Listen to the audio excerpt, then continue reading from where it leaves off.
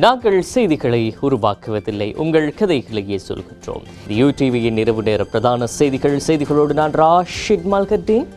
விரிவான செய்திகளுக்கு செல்வதற்கு முன்னர் முதலில் முதன்மை செய்திகள்.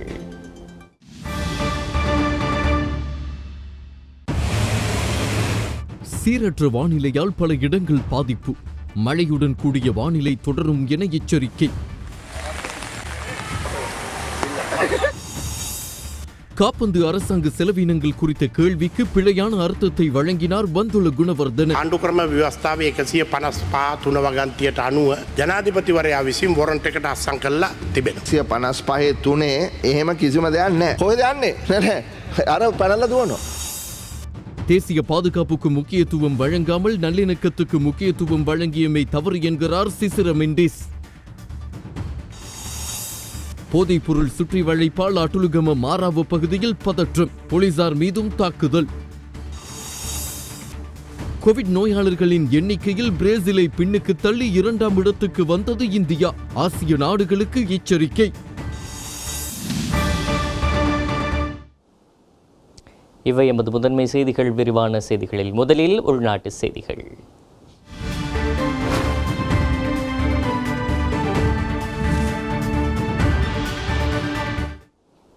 நாட்டில் தற்போது காணப்படும் வானிலை மேலும் சில நாட்களுக்கு தொடரும் என எதிர்பார்க்கப்படுவதாக வளிமண்டலவியல் திணைக்களம் எதிர்வு கூறியுள்ளது. நாட்டில் தொடர்ச்சியாக பெய்து வரும் அடைமழை காரணமாக கொழும்பு உட்பட பல பாகங்களிலும் வெள்ளம் ஏற்பட்டுள்ளது. இதன் காரணமாக மக்களின் இயல்பு வாழ்க்கை பாதிக்கப்பட்டுள்ளது. இந்நிலையில் கொழும்பு மாளிகாவத்தை பிரதேசத்தின் சில பகுதிகளில் இன்று நீர் நிரம்பியிருப்பதை அவதானிக்க முடிந்தது.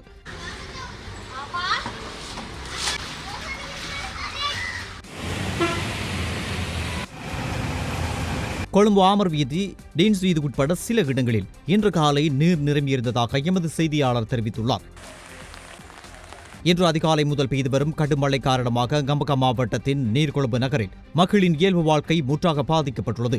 நீர்கொழும்பு, கட்டுவை, தழும்பத்தை ஆகிய பிரதேசங்களில் வீதிகளிலும் ஒழுங்கைகளிலும் வெள்ள நீர் நிறைந்துள்ளதை காண முடிந்தது. இந்த பிரதேசத்தில் பல வீடுகள் வெள்ள நீரில் மூழ்கியுள்ளன. கட்டுவை புவாக்வத்தை பிரதேசத்தில் தெபாகில வாவி பெருக்கெடுத்ததன் காரணமாக 10 வீடுகள் பாதிக்கப்பட்டுள்ளன. இங்குள்ள பல வீடுகளுக்குள் வெள்ள நீர் புகுந்துள்ளது. இதேவேளை கடுவல பிரதான வீதி மற்றும் உள்வீதிகளில் வெள்ள நீர் நிரம்பியிருப்பதை காணக்கூடியதாக உள்ளது. பியகம பிரதேசத்திலும் வெள்ள நீர் சூழ்ந்துள்ளது. நாட்டில் நிலவும் சீரற்ற காலநிலை காரணமாக வீதிகள் மற்றும் ரயில் சேவைகள் பாதிக்கப்பட்டுள்ளன. அந்த வகையில் கொழும்பு கண்டி பிரதான வீதியில் கொல்கலன் லொரி ஒன்று குடை சாய்ந்து விபத்துக்குள்ளாகியது. இதேவேளை கொழும்பு சிலாபம் பிரதான வீதியில் மரம் ஒன்று முறிந்து வீழ்ந்த காரணத்தால் அந்த வீதியுடனான போக்குவரத்து குறிப்பிட்ட நேரம் தடைப்பட்டது. தற்பொழுது பெய்து வரும் கனமழை காரணமாக மத்திய மலை நாட்டில் நீர் ஏந்து பிரதேசங்களான காசல்ரி மற்றும் ஒசாகல நீர்த்தேக்கங்களின் நீர்மட்டம் உயர்வடைந்துள்ளதாக நீர்நிலைக்கு பொறுப்பான பொறியியலாளர் தெரிவித்துள்ளார்.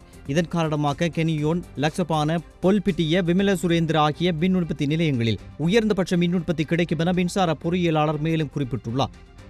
இந்நிலையில் தொடரும் சீரற்ற காலநிலை தொடர்பான தகவல்களோடு இணைந்து கொள்கிறார் சிரேஷ்ட வானிலை நிலைய அதிகாரி முகமது சாலிஹின்.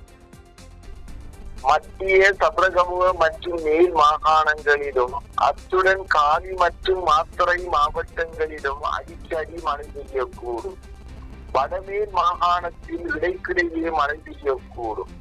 வடக்கு, வடமத்திய மற்றும் வடமேல் மாகாணத்திலும் அத்துடன் திருகோணமலை, ஹம்பாந்தோட்டை, கண்டி மற்றும் நுவரெலியா மாவட்டங்களிலும் மத்தியானத்திற்கு 50 கிலோமீட்டரிலும் கூடிய வேகத்தில் அடிக்கடி காற்று வீசும்.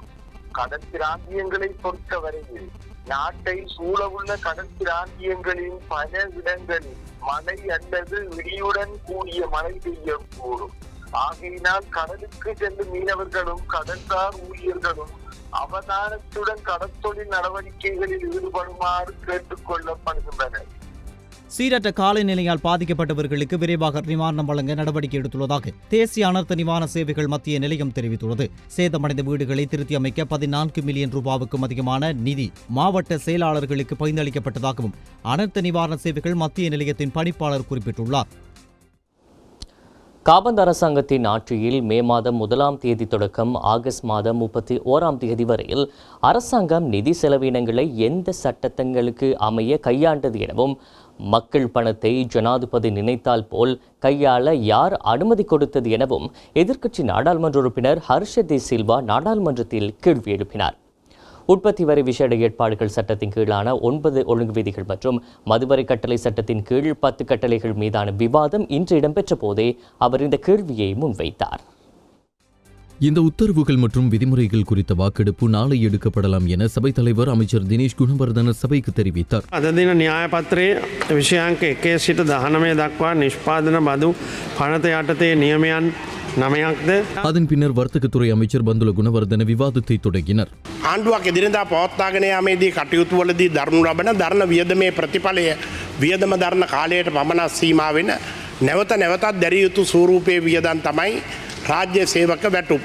இதன்போது மே மாதம் 1ஆம் திகதி தொடக்கம் ஆகஸ்ட் மாதம் 31ஆம் திகதி வரையில் அரசாங்கம் நிதி செலவினங்களை எந்த சட்டத்திட்டங்களுக்கு அமைய கையாண்டது என எதிர்க்கட்சியின் நாடாளுமன்ற உறுப்பினர் ஹர்ஷ சில்வா நாடாளுமன்றத்தில் கேள்வி எழுப்பினர். මැයි පළවෙනිදා ඉඳලා අගෝස්තු මාසෙ 31 වෙනිදා වෙනකන් රජය මුදල් වියදම් කරේ කොහොමද කියන එක පිළිබඳව නීතිමය තත්ත්වය මොකක්ද? மே மாதம் 1ஆம் திகதி தொடக்கம் ஆகஸ்ட் மாதம் 31ஆம் திகதி வரையில் அரசாங்கம் நிதி செலவினங்களை எந்த சட்டத்திட்டங்களுக்கு அமைய கையாண்டது. நிதி முகாமைத்துவம் நாடாளுமன்றத்திடம் உள்ள நிலையில் நாடாளுமன்றத்தில் வரவு செலவு திட்டம் மூலமோ அல்லது இடைக்கால கணக்கறிக்கை மூலமோ நிறைவேற்றி நிதி அனுமதியை பெற்றுக்கொள்ள வேண்டும். இவ்வாறு எந்த ஒரு அனுமதியும் பெற்றுக்கொள்ளாத நிலையில் எவ்வாறு அரசாங்கம் அரசு நிதியை கையாள முடியும்? சபாநாயகர், நீங்கள் இவற்றை பார்த்து கொண்டிருக்க முடியாது. ஜனாதிபதிக்கு அரசு நிதி விடயங்களை நினைத்தாற்போல் கையாள முடியாது. சபைக்கே நிதி அதிகாரம் உள்ளது. இந்த நிதி மக்களின் மக்களின் பணத்தை ஜனாதிபதியினால் நினைத்தாற்போல் செலவழிக்க எந்த அனுமதியும் இல்லை. ஆனால் சபாநாயகரோ வேறு எந்த பாராளுமன்ற உறுப்பினரோ இதற்கு எந்த பதிலும் தெரிவிக்கவில்லை.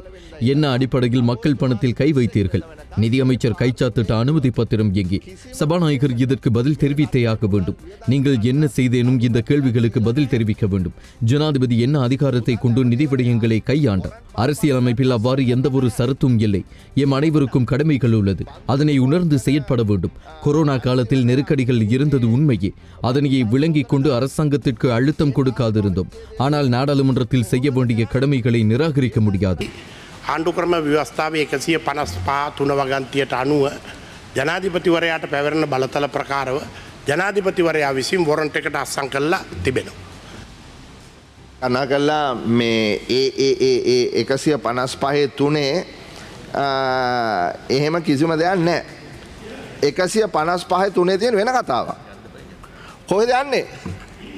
නෑ අර පැනලා දුවනවා. 155 3 කියන එක මං කියවන්න. 155 3 තියෙන්නේ අනුව්‍යවස්ථා යටතේ කරන ද අභියාචනයක් මත දෙනී එකම නීතිය නියම වෙනස් කිරීම, සුළු වශයෙන් වෙනස් කිරීම, ස්ථිර කිරීමේ හෝ සම්බන්ධයෙන් විධාන නිකුත් කිරීමේ බලය කොමිෂන් සභාවට ඇත්තේ කියලා. අඩුම ගානේ ජනාධිපති ගැනවත් කියලා නැහැ. කොමිෂන් සභාවක් ගැන 155 3 කියන්නේ. මොකක් හරි දෙයක් කියලා දුවලා යනවා. එහෙම කරන්න බෑ. මොකද මේ ගරු සභාවට තමයි තියෙන්නේ සම්පූර්ණ බලය 148න් දීලා තියෙන්නේ. එතකොට කතානායකතුමා ඔබතුමාට වගකීමක් තියෙනවා. நாடாளுமன்றத்தில் இன்னமும் 20ஆம் திருத்தம் நிறைவேற்றப்படவில்லை. நிதி அதிகாரம் இன்னமும் நாடாளுமன்றத்திற்கே உள்ளது.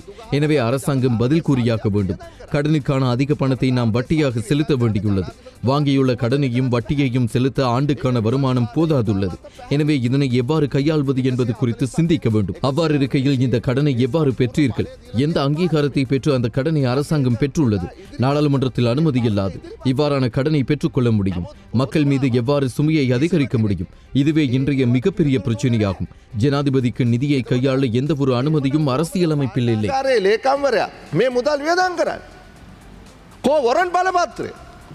අපිට පුළුවන්ද මේ මුදල් ඇමතිවරයාට එහෙමත් නැත්නම් ඔහු වෙනුවෙන් ඉදිරිපත් වෙන කිසිම කෙනෙක්ට මේ පාර්ලිමේන්තුවට ඉදිරිපත් කරන්න මුදල් ඇමතිවරයා අත්සන් කරපු වරන් බලපත්‍රය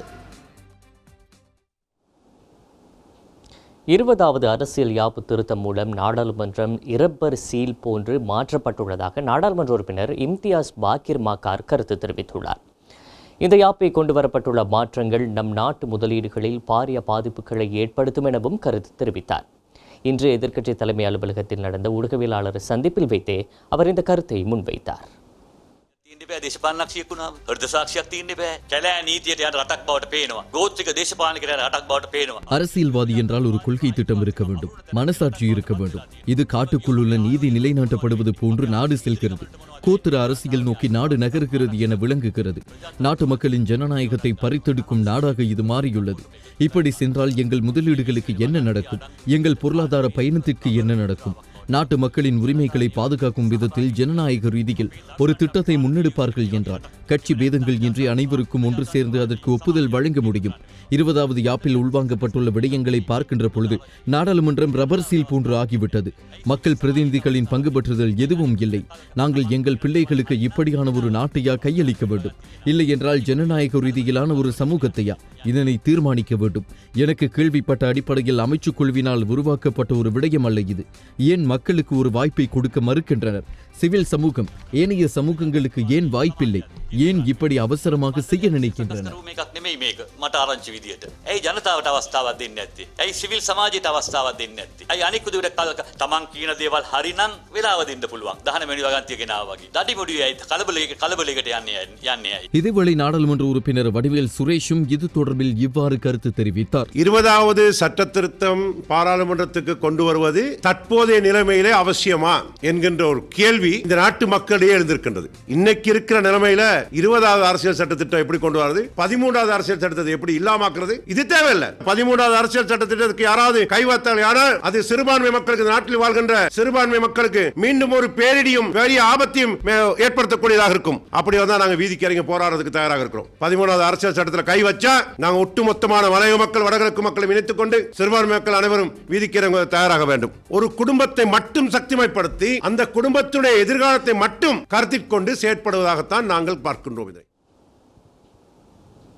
தான் நிராபராதி என்பது தன் மனசாட்சிக்கு தெரியும் என்றும் தன் மீது சுமத்தப்பட்டுள்ள குற்றச்சாட்டு அரசியல் பழிவாங்கல் என்றும் மரண தண்டனை விதிக்கப்பட்டுள்ள நாடாளுமன்ற உறுப்பினர் பிரேமலால் ஜெயசேகர நேற்று நாடாளுமன்றத்தில் பதவியேற்ற பின்னர் தெரிவித்திருந்தார். இந்த நிலையில் பொய்யான கதைகளை கூறி அனுதாபத்தை தேடிக்கொள்ளவே நாடாளுமன்ற உறுப்பினர் பிரேமலால் ஜெயசேகர முற்படுகின்றார் என ஐக்கிய மக்கள் சக்தி நாடாளுமன்ற உறுப்பினர் தலதா அத்துக்கோரல தெரிவித்துள்ளார். மரண தண்டனை விதிக்கப்பட்ட பிரேமலால் ஜெயசேகர நீதிமன்ற உத்தரவை அடுத்து நேற்று நாடாளுமன்றத்தில் சத்திய பிரமாணம் செய்த பின்னர் தனது கண்ணி உரையில் இவ்வாறு கருத்து தெரிவித்தார். 4 பிள்ளைகளின் தந்தையான நான் இந்த கொலையை செய்யவில்லை. இது எனது மனசாட்சிக்கு தெரியும். எனக்கு பாராளுமன்றம் வர நீதிமன்றம் அவகாசம் அளித்துள்ளது. அதற்கு நீதிமன்றத்திற்கும் சபாநாயகருக்கும் நன்றி தெரிவிக்கிறேன். மேலும் எனக்கு அரசியல் ரீதியில் பழிவாங்கல் நடைபெற்றது. நான் எனது அரசியல் வாழ்வில் 5% கூட மோசடி செய்தது கிடையாது. 2001 முதல் 2020 வரை தேர்தல்களில் நாங்கள் பெற்றுக்கொண்ட வெற்றி இதனை ஒப்புவிக்கிறது. டிவிட்டிகள தொகுதியை வெற்றி கொள்ள முடியாததன் காரணமாகவே எனக்கு எதிராக போலி சாட்சியங்களை தயாரித்து நீதிமன்ற நடவடிக்கை எடுக்கப்பட்டிருக்கிறது. கடந்த அரசாங்கத்தில் நீதி அமைச்சராக இருந்த தலதா அத்துக்கோரல எனக்கு மரண தண்டனை பெற்றுக் கொடுக்க முடியாவிட்டால் அமைச்சு பதவியை துறந்து கொழுந்து பறிக்கச் செல்வதாக தெரிவித்தார். இதன் மூலம் இவர்கள் நீதிமன்ற நடவடிக்கைகளில் எந்த அளவு தலையீடு செய்திருக்கிறார்கள் என்பதை உணர்ந்து கொள்ளலாம். නොකරපු අරදකට දනුවල්ලා බාදීමත් මං හිතනවා මේ අපි ගත්තු පිල්ලයන් අපේ පිල්ලයන් මන්ත්‍රීතුමා. இந்நிலையில் பிரேமலால் ஜெயசேகர கூறிய கருத்துக்கு பதிலளிக்கும் வகையில் முன்னாள் நீதி அமைச்சர் தலதா அத்துக்கோரல இவ்வாறு கருத்து தெரிவித்தார். මා ගැන අසත්‍ය ප්‍රකාශ මන්ත්‍රී වරප්‍රසාදවලට මුවාවී නොකර තමා හිටපු ආණ්ඩුවේ ඒ ගැන විධිමත් පරීක්ෂණයක් කොට නඩු පැවරීමක් නොකළේ මන්ද ඒ පිළිබඳව අද අවුරුදු 20කට පස්සේ நாடாளுமன்ற உறுப்பினர் பிரேமலால் ஜெயசேகர நேற்றைய அமர்வின் போது என் மீது பல்வேறு குற்றச்சாட்டுகளை முன்வைத்தார். 2001ஆம் ஆண்டு அவரது உறவினர் ஒருவரின் உயிரிழப்புக்கு நான் தான் காரணம் என கூறுகிறார். இது அவ்வட்டமான பொய்யாகும். இது உண்மையெனில் அவர்களின் ஆட்சி காலத்தில் இது தொடர்பாக விசாரணைகளை மேற்கொண்டிருக்கலாம். அதனை செய்யாத 20 வருடங்கள் கழித்து இன்று அனுதாபத்தை தேர்வே இவ்வாறான கதைகளை கூறுகிறார். 2017ஆம் ஆண்டுதான் நான் நீதி அமைச்சராக நியமிக்கப்பட்டேன். இதற்கு முன்னர் நான் எந்த காரணம் கொண்டும் அவரின் இந்த சம்பவம் தொடர்பாக அறிந்து கொள்ளவில்லை. இந்நிலையில் என் மீது தேவையில்லாமல் அவர் பொய் குற்றச்சாட்டை முன்வைக்கிறார். அவருக்கு ஏன் இந்த மரண தண்டனை கிடைத்தது என்பதை சபாநாயகர் தேடி பார்த்தால் அதன் தாற்பயம் புரியும். මා කිසිම දවසක උගත් විනිශ්චකාරතුමන්ලා හෝ නීතිපති දෙපාර්තමේන්තුවේ නිලධාරීන් සමග මේ සම්බන්ධයෙන් කිසිම දෙයක් කතා කරලා නැති විත්තිය ඒ අය සාක්ෂිදාර. தேசிய பாதுகாப்புக்கு முக்கியத்துவம் வழங்காது நல்லிணக்கத்துக்கு முக்கியத்துவம் வழங்கியது தவறு என முன்னாள் தேசிய புலனாய்வு பிரிவின் பிரதானி சிசிர மெண்டிஸ் தெரிவித்துள்ளார். உயிர்த்த ஞாயிறு தாக்குதல் தொடர்பில் விசாரணை செய்யும் ஜனாதிபதி ஆணைக்குழு முன்னிலையில் நேற்று சாட்சியம் வழங்கும் போதே அவர் இதனை தெரிவித்தார். உயிர்த்த ஞாயிறு தாக்குதல் தொடர்பில் விசாரணை செய்யும் ஜனாதிபதி ஆணைக்குழு முன்னிலையில் முன்னாள் தேசிய புலனாய்வு பிரிவின் பிரதானி சிசிர மெண்டிஸ் நேற்று சாட்சியம் வழங்கினார். தான் 38 வருடங்களாக இலங்கை போலீசில் கடமையாற்றி 2011ஆம் ஆண்டு ஓய்வு பெற்றதாக சிசிர மெண்டிஸ் தெரிவித்துள்ளார். எவ்வாறாயினும் 2015ஆம் ஆண்டு பாதுகாப்பு செயலாளராக இருந்த PMUD பஸ்நாயக்க தேசிய புலனாய்வு பிரிவின் பிரதானியாக தன்னை பொறுப்பேற்குமாறு வேண்டிக் கொண்ட சந்தர்ப்பத்தில் தான் அதனை ஏற்காவிடனும் பின்னர் சிரேஷ்ட அதிகாரிகள் சிலரின் வற்புறுத்தலுக்கு அமைய அப்பதவியை ஏற்றுக்கொண்டதாகவும் தெரிவித்துள்ளார். இதன்போது நீங்கள் தேசிய புலனாய்வு பிரிவின் பிரதானியாக இருந்த காலத்தில் தேசிய பாதுகாப்பை விட நல்லிணக்கத்துக்கு முக்கியத்துவம் வழங்கினீர்களா என ஜனாதிபதி ஆணைக்குழுவினர் கேள்வி எழுப்பியிருந்தனர். இந்த கேள்விக்கு ஆம் என அவர் பதிலளித்ததை அடுத்து அது தவறான விடயம் என தற்போது எண்ணுகிறீர்களா என ஜனாதிபதி ஆணைக்குழுவினர் கேள்வி எழுப்பியிருந்தனர். அதற்கு பதிலளித்த அவர் தான் அக்காலத்தில் பின்பற்றிய நடைமுறை தவறானது என தெரிவித்துள்ளார். இதன்போது எழுப்பப்பட்ட கேள்விக்கு பதிலளித்த அவர் 2018ஆம் ஆண்டு அக்டோபர் மாதம் 52 நாள் அரசாங்கத்தின் பின்னர் அப்போதைய பிரதமர் ரணில் விக்ரமசிங்க தேசிய பாதுகாப்பு சபை கூட்டத்தில் கலந்து கொள்ளவில்லை என தெரிவித்துள்ளார். அத்துடன் அப்போதைய பாதுகாப்பு செயலாளர் கபில வைத்தியரத்ன தனக்கு அழைப்பு விடுத்து போலீஸ் மாதிபரை பாதுகாப்பு சபை கூட்டத்துக்கு வர வேண்டாம் என கூறுமாறு ஜனாதிபதி கூறியதாக தெரிவித்தார். MT நியூ டயமண்ட் கப்பலில் பரவிய தீ முற்றாக கட்டுப்பாட்டுக்குள் கொண்டு வரப்பட்டுள்ளதாக இலங்கை கடற்படை அறிவித்துள்ளது.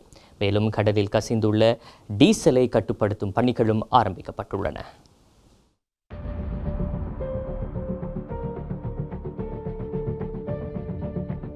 செப்டம்பர் மாதம் 3ஆம் தேதி இலங்கையின் கிழக்கு கடற்பரப்பில் பயணித்துக் கொண்டிருந்த பனாமா நாட்டிற்கு சொந்தமான MT நியூ டயமண்ட் என்ற எண்ணெய் கப்பல் திடீரென தீப்பற்றிக் கொண்டது.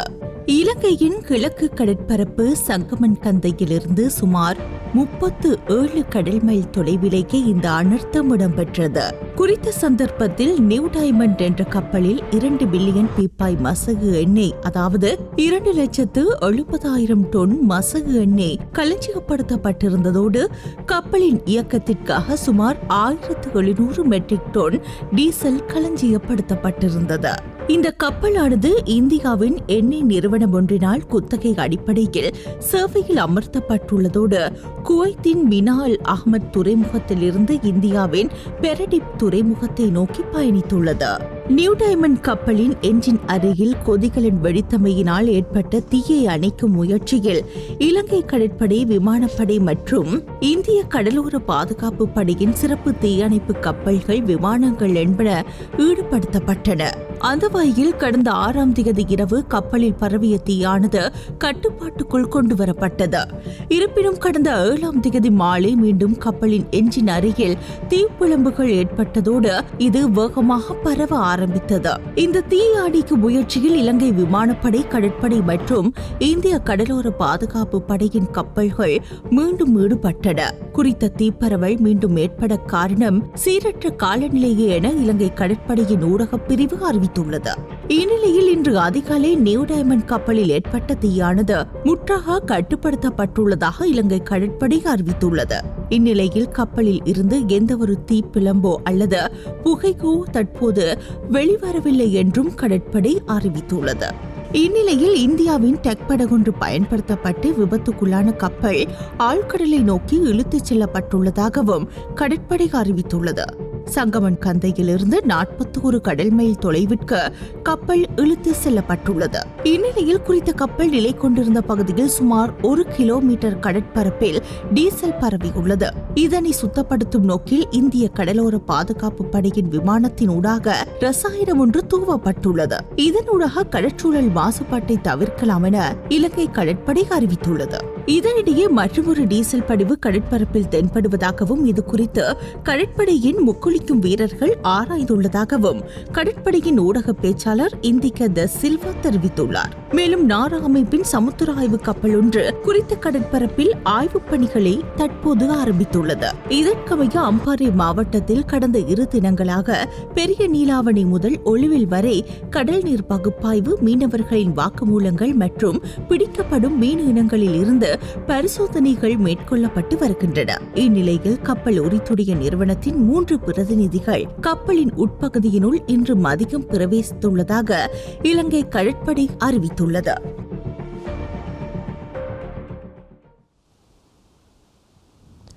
பண்டாரகம அட்டுலுகம மாராவ பிரதேசத்தில் போதைப்பொருள் சுற்றி வளைப்பு நடவடிக்கையில் ஈடுபட்ட போலீசார் மீது பிரதேச மக்கள் தாக்குதல் நடத்தியுள்ளனர்.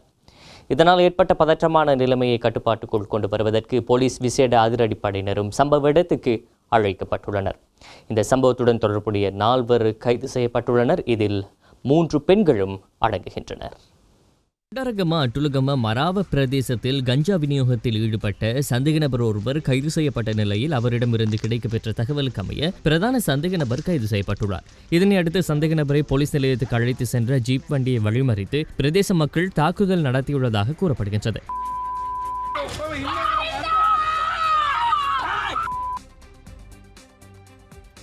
நிலைமையை கட்டுக்குள் கொண்டு வருவதற்காக அருகில் உள்ள போலீஸ் நிலையங்களின் உத்தியோகத்தர்கள் மற்றும் விசேட அதிரடிப்படையினர் அங்கு அழைக்கப்பட்டுள்ளனர். இந்த சம்பவத்தில் 2 பெண் மற்றும் 2 ஆண் உத்தியோகத்தர்கள் காயமடைந்துள்ளதாகவும் பண்டாரகம வைத்தியசாலையில் அனுமதிக்கப்பட்டுள்ளதாகவும் அறிவிக்கப்பட்டுள்ளது. அத்துடன் சம்பவம் தொடர்பில் 3 பெண்கள் உள்ளிட்ட 4 கைது செய்யப்பட்டுள்ளதாக போலீசார் தெரிவித்தனர். வெலிக்கடை சிறைச்சாலையின் பெண்கள் சிறைக்கூடத்தில் மேற்கொள்ளப்பட்ட திடீர் பரிசோதனை நடவடிக்கையின் போது 10 அலைபேசிகள், 8 சிம் அட்டைகள், 102 பேட்டரிகள் என்பவற்றை புலனாய்வு பிரிவு அதிகாரிகள் கைது செய்துள்ளனர். புலனாய்வு பிரிவுக்கு கிடைத்த ரகசிய தகவலுக்கு அமைய மேற்படி சோதனை நடவடிக்கை மேற்கொள்ளப்பட்டது. களுத்துறை சிறைச்சாலையிலிருந்து தப்பி சென்ற பெண் கைது செய்யப்பட்டதாக அறிவிக்கப்பட்டுள்ளது. போலீசார் முன்னெடுத்த விசாரணைகளை அடுத்து ஹொரணை பகுதியில் வைத்து குறித்த பெண் கைது செய்யப்பட்டுள்ளார். ஹெரோயின் போதைப் பொருளுடன் கைது செய்யப்பட்டு சிறைச்சாலையில் தடுத்து வைக்கப்பட்டிருந்த குறித்த கைதி கூரையை பிரித்து நேற்று பிற்பகல் தப்பி சென்றதாக அறிவிக்கப்பட்டது. களுத்துறை பம்னுகம பிரதேசத்தை சேர்ந்த குறித்த பெண் 1300 மில்லிகிராம் ஹெரோயின் போதைப் பொருளுடன் களுத்துறை வடக்கு போலீசாரால் கைது செய்யப்பட்டிருந்ததாக கூறப்படுகிறது. மிரிகான கந்தவத்த பகுதியில் 10 கிராம் 260 மில்லிகிராம் ஹெரோயின் போதைப் பொருளுடன் ஒருவர் கைது செய்யப்பட்டுள்ளார். மிரிகான குற்றத்தடுப்பு போதைப் பொருள் தடுப்பு பிரிவால் இவர் கைது செய்யப்பட்டுள்ளார். சூட்டி பாபா என்பவரே இவ்வாறு கைது செய்யப்பட்டதுடன் அவர் சிறையில் உள்ள கைதி ஒருவருடன் நெருங்கிய தொடர்பை பேணியவர் என கண்டறியப்பட்டுள்ளது.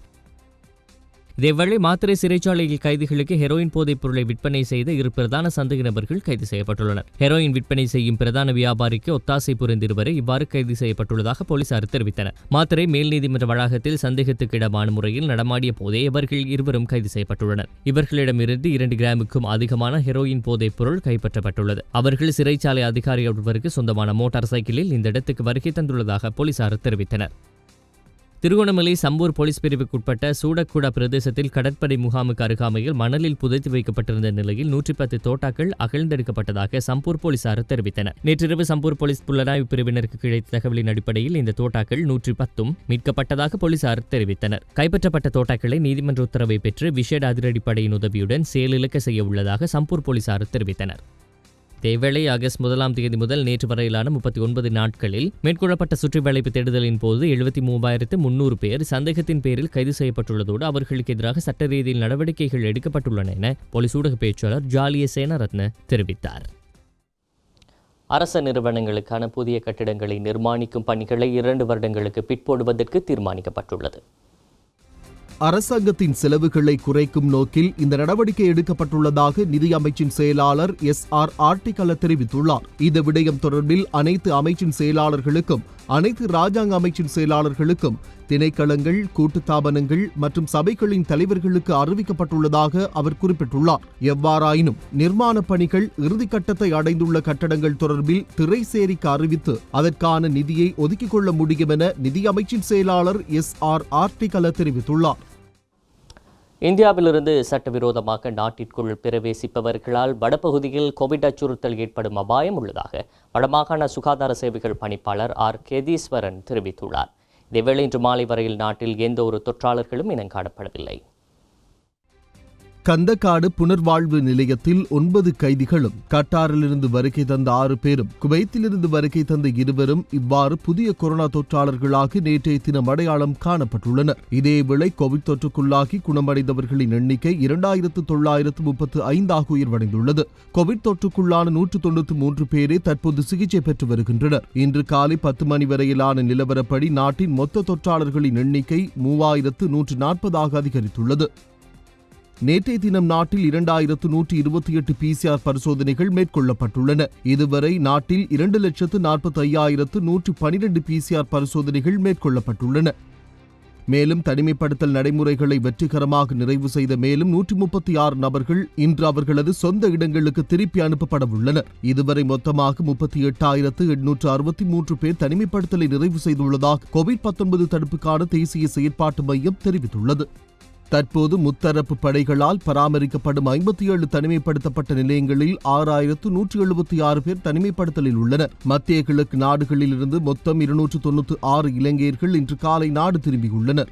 ஐக்கிய அரபு எமிரேட்ஸில் இருந்து 10 இலங்கையர்கள் எமிரேட்ஸ் விமான சேவைக்கு சொந்தமான EK 648 என்ற விமானத்தில் இன்று அதிகாலை 1:23 மணிக்கு கட்டுநாயக்க விமான நிலையத்தை வந்தடைந்தனர். விமான நிலையத்துக்கு வருகை தந்த இவர்கள் அனைவரையும் PCR பரிசோதனைக்கு உட்படுத்தப்பட்டதுடன் அவர்களை தனிமைப்படுத்தலுக்கு அனுப்பி வைக்கும் நடவடிக்கையும் முன்னெடுக்கப்பட்டது. நாட்டில் உள்ள இலத்திரனியல் கழிவுகளை தபால் அலுவலகங்களூடாக சேகரிப்பதற்கு தீர்மானிக்கப்பட்டுள்ளது. தபால் ஊழியர்களை இதற்காக ஈடுபடுத்த உள்ளதாக மத்திய சுற்றாடல் அதிகார சபை அறிவித்துள்ளது. இவ்வாறு சேகரிக்கப்படும் இலத்திரனியல் கழிவுகளை வெளிநாடுகளுக்கு அனுப்பி அவற்றை மீள் சுழற்சி செய்வதற்கும் நடவடிக்கை எடுக்கப்படும் என மத்திய சுற்றாடல் அதிகார சபையின் தலைவர் எஸ் சமரசிங்க குறிப்பிட்டுள்ளார். கையடக்க தொலைபேசிகள், வானொலிகள், தொலைக்காட்சி பெட்டிகள் உள்ளிட்டவை இ-வேஸ்ட் எனப்படும் இவ்வாறான இலத்திரனியல் கழிவுகளில் அடங்குகின்றன. இலத்திரனியல் கழிவுகளை முகாமைத்துவப்படுத்தும் செயற்பாடுகள் இலங்கையில் இதுவரை வெற்றிகரமாக முன்னெடுக்கப்படவில்லை எனவும் மத்திய சுற்றாடல் அதிகார சபையின் தலைவர் சுட்டிக்காட்டியுள்ளார். இதனால் எதிர்வரும் அக்டோபர் 10 கொண்டாடப்படும் சர்வதேச தபால் தினத்தை முன்னிட்டு தபால்மா அதிபர் உள்ளிட்ட தபால் திணைக்களத்தின் அனைத்து ஊழியர்களும் ஒன்றிணைந்து இலத்திரனியல் கழிவு முகாமைத்துவ செயற்திட்டத்தை முன்னெடுக்க உள்ளதாக அவர் குறிப்பிட்டுள்ளார். இலத்திரனியல் கழிவுகளை சேகரிக்கும் நடவடிக்கைகள் எதிர்வரும் ஒரு வார காலத்திற்கு முன்னெடுக்கப்பட உள்ளதாக மத்திய சுற்றாடல் அதிகார சபையின் தலைவர் எஸ் சமரசிங்க மேலும் தெரிவித்துள்ளார். யூடிவியின் இரவு நேர பிரதான செய்திகளில் தொடர்வது சர்வதேச செய்திகள்.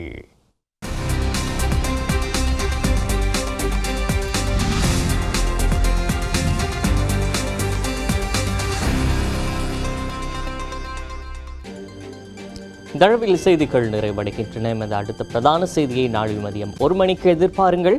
தொடர்ந்தும் யூடிவியின் நிகழ்ச்சிகளோடு இணைந்திருங்கள்.